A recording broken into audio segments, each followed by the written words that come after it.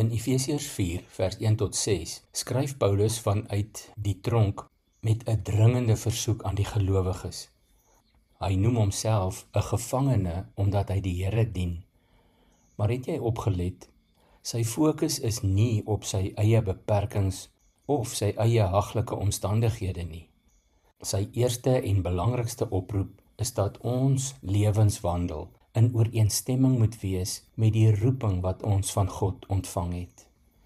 In die 2020 vertaling word dit self sterker gestel.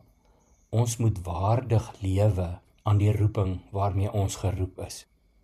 Dit beteken dat daar 'n sekere gewig en integriteit aan ons lewens moet wees wat ooreenstem met die hoë status wat ons as kinders van God geniet. Wat beteken dit prakties vir ons vandag? Dikwels dink ons aan 'n roeping as iets wat slegs vir predikante en sendelinge of dalk ook nog verpleegsters bedoel is. Maar Paulus maak dit duidelik dat elke kind van God 'n spesifieke roeping het. Jou heel eerste roeping is om aan Christus te behoort en hom te verteenwoordig by elke geleentheid en in elke aspek van die wêreld waarin jy beweeg. Die vraag wat ons onsself daagliks moet afvra, is eenvoudig maar uiters uitdagend. Is my lewe vandag 'n ware weerspieëling van wie God is? Stem my optrede by die werk, in my huis en in die dorp of stad werklik ooreen met die feit dat ek aan die koning van die konings behoort? Ons optrede moet as dit ware 'n ekko wees van die genade wat ons reeds ontvang het. Paulus laat ons nie raai oor hoe hierdie lewenswandel lyk nie. Hy lys spesifieke eienskappe: beskeidenheid, vriendelikheid, geduld, vrede en verdraagsaamheid. Hierdie is nie bloot goeie persoonlikheidseienskappe nie. Dit is die vrug van die Gees wat sigbaar word in ons verhoudings. Om mekaar in liefde te verdra, beteken dat ons doelbewus ruimte maak vir mekaar se unieke menswees, maar ook vir mekaar se foute en tekortkominge, sonder om te oordeel.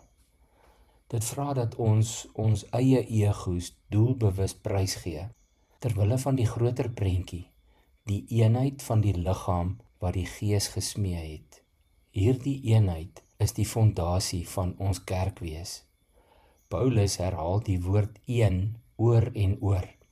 Een liggaam, een Gees, een hoop, een Here, een geloof, een doop, een God en Vader van almal. Wanneer ons besef dat God se Heilige Gees in al sy kinders woon, verander dit hoe ons na mekaar kyk en beslis ook hoe ons mekaar behandel.